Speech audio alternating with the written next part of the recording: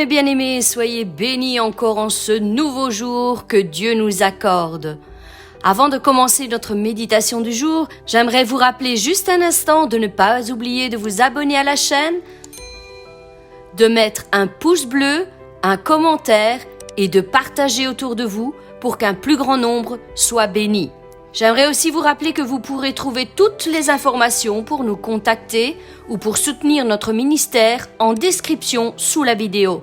Et comme vous pouvez le constater, aussi sur le bandeau déroulant qui défile en cet instant tout au long de la vidéo. Et maintenant, nous allons nous laisser conduire par le pasteur dans la méditation du jour.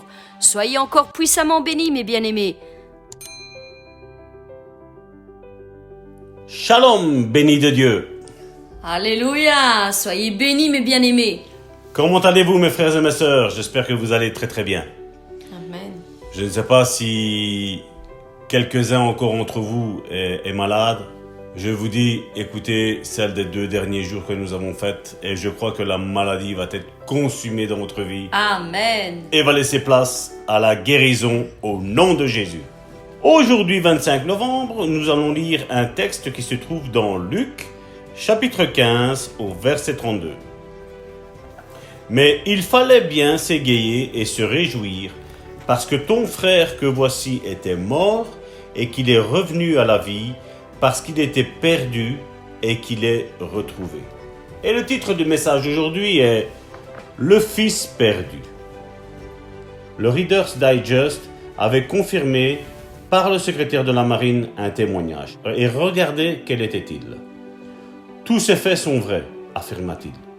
Et nous approuvons cet article pour montrer ce que peuvent accomplir la foi et la prière. » Un des officiers les plus jeunes qui ait jamais été dans la marine des États-Unis, un amiral, eut un cancer qui détruisit 90% de son foie. À la découverte du cancer, son foie fonctionnait à 10% seulement. À l'hôpital, on le mit dans une salle pour malades incurables, voués à la mort. D'après les médecins, il mourrait en moins de 10 jours. Le jeune officier expliqua : la peur dans cette salle était tellement tangible que l'on semblait pouvoir la couper au couteau. La peur s'était emparée de l'atmosphère. Moi aussi, j'étais en proie à l'angoisse. Mais là, sur mon lit pendant la nuit, je me suis rappelé que j'avais connu le Seigneur lors de mon enfance. J'avais été élevé dans une église luthérienne et à l'âge de 13 ans, j'avais rencontré Jésus personnellement.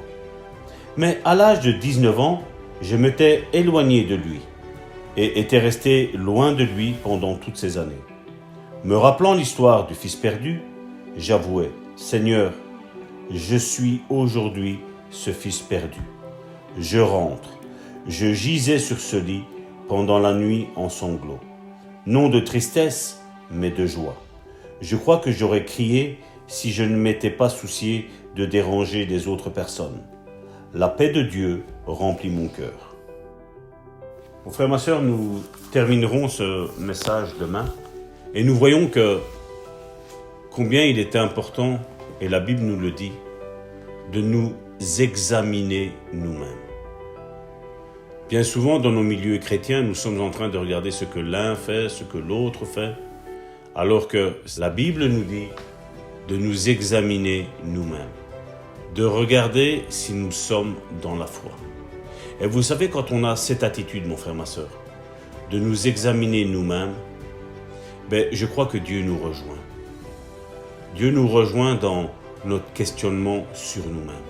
Je sais que dans nos milieux charismatiques évangéliques, beaucoup diront « Ah, le Seigneur m'a montré le péché ou les péchés que ce frère-là, cette sœur-là fait. » La Bible nous dit que ceux qui sont forts dans la foi doivent aider ceux qui sont faibles dans la foi. Si Dieu nous montre quelque chose, il pourrait le faire. Je ne dis pas qu'il ne le ferait pas. Mais il nous le montrerait et je devrais avoir un cœur compatissant vis-à-vis de mon frère pour l'aider à s'en sortir de ce ou ses péchés, mon frère. Amen. Malheureusement, quand on voit aujourd'hui que soi-disant le Saint-Esprit montrerait des péchés et ça produit des guerres et des divisions, mon frère, ma soeur, je peux te dire une chose, ça c'est pas l'Esprit Saint. Ça c'est l'esprit de l'ennemi, qui sème la zizanie, qui sème la médisance, qui sème le trouble au milieu de relations. Et malheureusement aujourd'hui, beaucoup sont guidés ou téléguidés par ce démon que par l'Esprit Saint. Nous le voyons dans le cadre de cette femme qui a été prise en flagrant délit d'adultère. Quelle a été la manière d'agir des religieux? La pointer du doigt. Si on regarde un petit peu plus profondément cette histoire, mon frère, ma soeur, que leur importait-il à ces pharisiens que cette femme qui a été prise en flagrant délit d'adultère devait subir ce châtiment?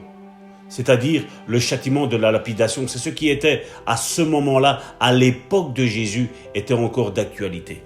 Qu'est-ce qu'il avait à que faire que cette femme avait péché et qu'il faille la tuer? Est-ce que nous avons étudié assez profondément cette histoire, mon frère, ma soeur? Parce que nous voyons que elle, c'est vrai, elle a commis l'adultère, mais eux, qu'est-ce qu'ils étaient en train de commettre? Ils étaient en train de commettre un meurtre. Amen. Ils étaient en train de commettre un jugement contre ces personnes-là. Un jugement qui est contraire à ce que Jésus allait faire. Et aujourd'hui, combien sont dans le système d'accusation des frères? Vous savez qui est l'accusateur, mon frère, ma soeur? Et vous savez quelle est la sentence de l'accusateur, mon frère, ma soeur? Je voudrais que vous preniez le livre d'Apocalypse ou le livre de Révélation, au chapitre 12, au verset 10. Et j'entendis dans le ciel une voix forte qui disait « Maintenant le salut est arrivé, et la puissance et le règne de notre Dieu et l'autorité de son Christ, car il a précipité l'accusateur de nos frères, celui qui les accusait devant notre Dieu jour et nuit. » Mon frère, ma sœur, quelle est la racine de ceux qui accusent tout le temps les autres? Quelle est l'onction qui est derrière tout ça? C'est l'onction du diable. Et on voit qu'aujourd'hui, beaucoup, sous le prétexte d'avoir le Saint-Esprit, sont là en train de les accuser. 1 Corinthiens chapitre 12 nous le dit, que les membres les plus faibles dans l'Église sont les membres les plus honorés. Ce sont ceux qui ont besoin du plus d'attention. Comment se fait-il que dans le milieu du christianisme, nous jouons à l'accusateur? Nous jouons au bourreau. Jésus est venu en disant « Je viens pour vous donner une vie en abondance. Amen. Je viens pour relever celui qui est courbé. Je viens pour relever celui qui est affligé. Je viens pour relever celui qui est allongé à terre, qui est en train de ramper. » Quel est le message du christianisme? Et bien souvent, je peux vous dire une chose, que quand nous avons cet esprit accusateur, mon frère, ma sœur, nous pouvons prier nuit et jour.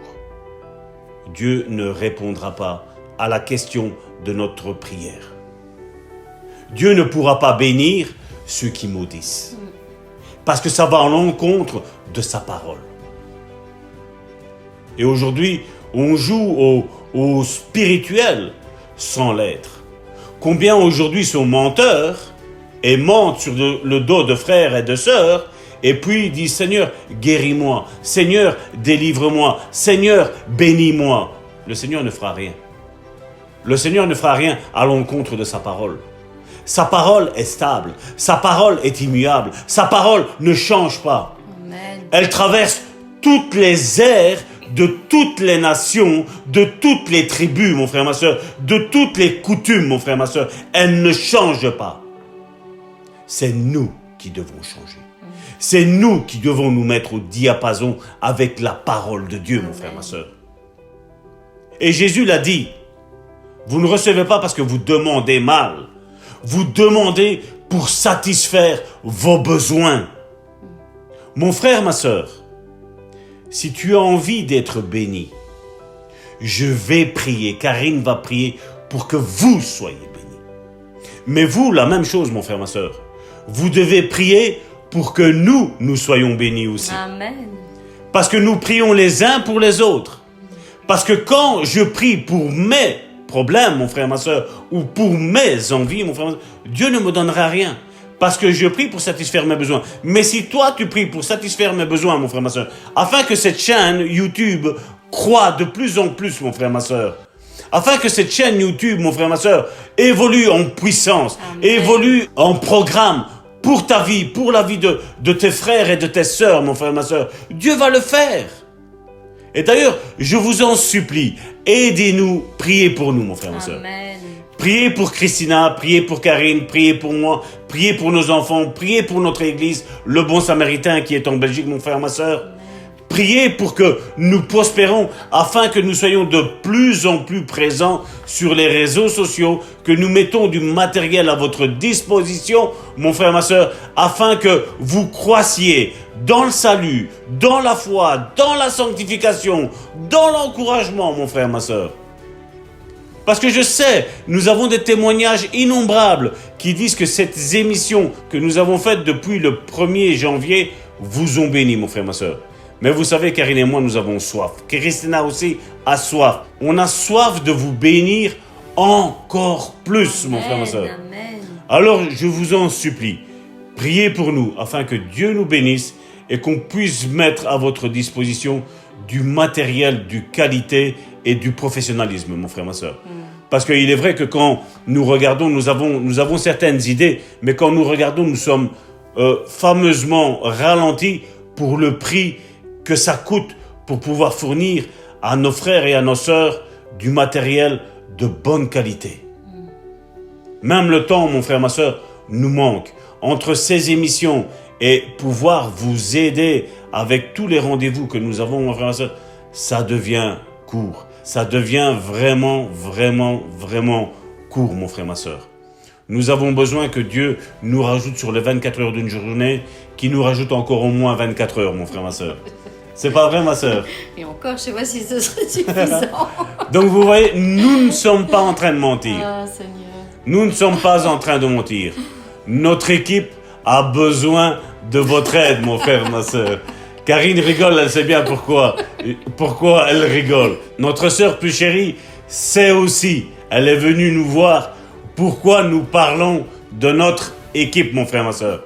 Oui, nous avons besoin, mon frère, ma sœur, de vos prières. Nous avons besoin que vous priez pour que Dieu envoie des ouvriers dans sa moisson, mon frère, ma sœur. Des ouvriers. Nous en avons excessivement besoin, mon frère, ma sœur. Amen. Nous sommes en train de préparer le programme pour l'année prochaine, mon frère, ma sœur. Et croyez-moi bien, nous avons besoin de minutes, d'heures, de jours, de mois, d'années, mon frère, ma sœur, pour pouvoir faire ce que nous avons en tête, mon frère, ma sœur. Et je vous prie de vraiment prier pour nous dans tous les domaines, mon frère, ma sœur. Que ce soit point de vue temps, que ce soit point de vue matériel, que ce soit point de vue financier, parce que nous avons besoin, mon frère, ma sœur. Nous avons besoin de toute cette panoplie qui est mise à notre disposition. Nous en avons besoin, mon frère, ma sœur, parce que nous voulons vous bénir abondamment, mon frère, ma sœur. Nous avons envie d'être plus présents dans vos vies, mon frère, ma sœur, pour vous bénir, pour vous enrichir aussi, mon frère, ma sœur. Nous avons besoin de tout cela, mon frère, ma sœur. Nous avons des plans innombrables. Nous avons tellement de choses dans notre tête et que nous avons écrites aussi, où nous prions pour que toutes ces promesses que Dieu nous a faites se réalisent. Alléluia. Et nous avons besoin que vous priez pour nous. Amen. Le point primordial, c'est la prière pour nous, mon frère, ma sœur. Je sais que beaucoup prêchent sur l'argent. Nous avons besoin de prière, mon frère, ma sœur. Nous avons besoin de ça. Si l'argent vient, gloire à Dieu. Nous savons une chose, c'est que l'or et l'argent appartiennent à notre Dieu. Amen. Ça appartient à notre Dieu. Et il sait tout ce dont nous avons besoin, mon frère, ma sœur, pour faire ces émissions, pour survivre dans ce monde, mon frère, ma sœur, parce que c'est vraiment excessif ce que nous dépensons vraiment pour le peuple de Dieu, en temps, en argent, en matériel, en prière aussi. Comme je le dis, c'est des temps innombrables. Et chacun d'entre vous qui nous téléphonons, qui avons déjà pris contact, Vous le savez que je ne suis pas à regarder montre en main, à dire voilà, tiens ça et au revoir. Non, vous savez le temps que nous prenons pour vous aider, mon frère, ma soeur. Et le temps devient de plus en plus court, mon frère, ma soeur. Priez pour nous pour que Dieu renouvelle aussi nos forces. Amen. Au nom de Jésus, soyez bénis. Amen, amen, et c'est vrai. Je suis en accord avec toi, pasteur, et je pense que nos bien-aimés l'ont compris. Nous ne prêchons pas sur l'argent, mais c'est clair que dans ce monde, nous avons nous aussi besoin de moyens financiers pour pouvoir réaliser tout ce que Dieu nous a mis à cœur. Parce que notre plus grand désir, c'est de vous voir toujours plus bénis, mes bien-aimés. Nous faisons tout ce que nous pouvons avec le temps qui est mis à notre disposition pour vraiment vous bénir toujours plus. Nous essayons de mettre chaque chose en place pour que cette nouvelle année qui pointe le bout de son nez bientôt puisse être une année vraiment encore plus bénéfique pour chacun d'entre vous. Nous sommes honorés de la confiance que vous nous donnez, de votre fidélité jour après jour sur cette chaîne, vous qui écoutez chaque matin notre petite méditation du jour, et nous voulons toujours plus vous bénir comme il a été dit, parce qu'il y a plus de bonheur à donner qu'à recevoir, et nous vous donnons tout ce que nous avons. Nous vous donnons de notre temps, nous vous donnons tout ce que nous avons. Même notre fille. Même notre fille, oui. Les bénédictions sont sans pareil. Je pense qu'elles ne s'arrêteront pas et nous montons, comme le pasteur le disait, nous monterons en puissance. Nous allons encore élargir grâce à vous, grâce à votre soutien. Nous allons élargir notre champ de diffusion parce que nous voulons que encore un plus grand nombre soit béni l'année prochaine encore. L'année prochaine. Non, nous ne sommes pas prêts de nous arrêter, mes bien-aimés. Nous allons aller encore plus loin ensemble et nous allons voir des miracles et des miracles et des miracles s'accomplir jour après jour. S'il y a eu tout au long de cette année bon nombre de guérisons, je crois que l'année prochaine sera encore plus miraculeuse que ce qu'elle n'a été cette année pour chacun d'entre vous. Oui, nous avons déversé l'onction de bénédiction, l'onction de guérison. Oui, nous avons relâché toutes les paroles que Dieu nous avait mis à cœur. Et je sais que l'année prochaine, et c'est ce que nous vous demandons, c'est de prier dans ce sens aussi, que l'onction que Dieu a mis sur nous soit doublée encore l'année prochaine. Nous réclamons une double portion, mes bien-aimés. Amen. Une double portion de l'onction de Dieu, afin que le nombre de bénédictions double, triple, quadruple, centuple, si possible, encore plus l'année prochaine. Voyez, nous voyons grand, mes bien-aimés. Nous voyons grand dans le champ de Dieu et nous nous mettons à votre disposition afin que tout cela puisse être réalisable. Et au passage, je ne vais pas donner le nom de famille, je vais juste donner les prénoms, mais ils se reconnaîtront. Je voudrais publiquement remercier notre sœur Angélique, ainsi que notre sœur Marilyn, ainsi que notre frère et notre sœur, parce qu'ils sont mariés, Paulo, ainsi que notre frère Silvio, ainsi que notre sœur Anne-Marie, ainsi que notre sœur Yvette, notre sœur Sylvie aussi, notre sœur Arlette, qui ont cru et qui croient en ce ministère et qui bénissent et qui soutiennent ce ministère. Je voudrais vous dire merci. Merci. Nous voudrions vous dire Amen. Merci au nom de Jésus-Christ de ce que vous faites pour cette œuvre.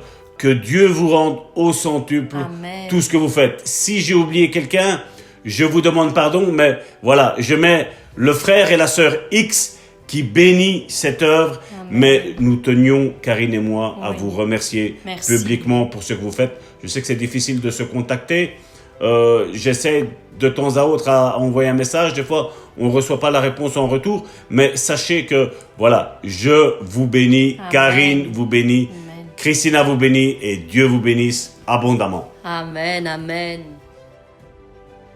Et je voudrais juste terminer cette méditation avec une petite pensée en ce 25 novembre qui, dans d'autres pays, bon, ici en Belgique, nous le fêtons pas spécialement, mais dans d'autres pays, je sais que c'est le jour de la Thanksgiving. Et qu'est-ce que la Thanksgiving? Eh bien, c'est une action de grâce que certains faisaient monter envers l'Éternel pour lui dire merci pour les récoltes qu'ils avaient eues pendant toute l'année qui s'est écoulée. Eh bien, nous voulons prendre ceci prophétiquement et je veux rendre grâce, faire une action de grâce envers l'Éternel pour tout ce qu'il a déjà accompli jusqu'au jour d'aujourd'hui dans la vie de mon frère et dans la vie de ma sœur. Amen. Mes bien-aimés, nous rendons grâce à l'Éternel pour tout ce qu'il a fait durant tous ces mois de cette année.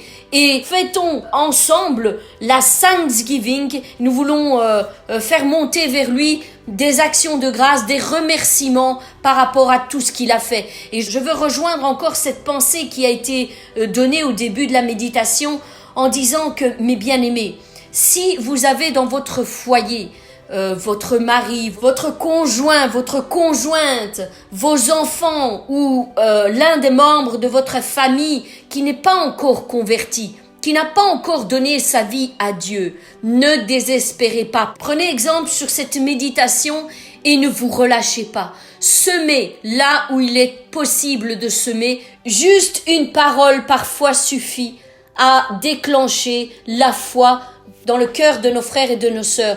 Il est inutile de faire de longs discours. Juste une parole donnée au moment opportun, eh bien, suffira pour que Dieu se révèle par son Saint-Esprit Amen. à cette personne. Ne désespérez pas, mes bien-aimés. Continuez à prier pour vos familles, pour vos proches, pour vos enfants, pour votre mari, votre femme, car Dieu a décidé de sauver un plus grand nombre et je sais qu'il le fera. S'il y a des intercesseurs, s'il y a des hommes et des femmes qui se lèvent et intercèdent pour eux, eh bien Dieu étendra sa main et les touchera. Il les rejoindra d'une manière ou d'une autre. Ce n'est pas notre problème.